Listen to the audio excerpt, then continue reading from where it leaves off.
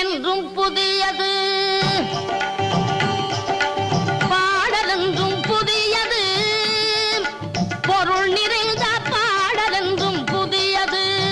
முருகா உன்னை பாடும் பொருள் நிறைந்த பாடல் என்றும் புதியது. முருகா உன்னை பாடும் பொருள் நிறைந்த பாடல் என்றும் புதியது.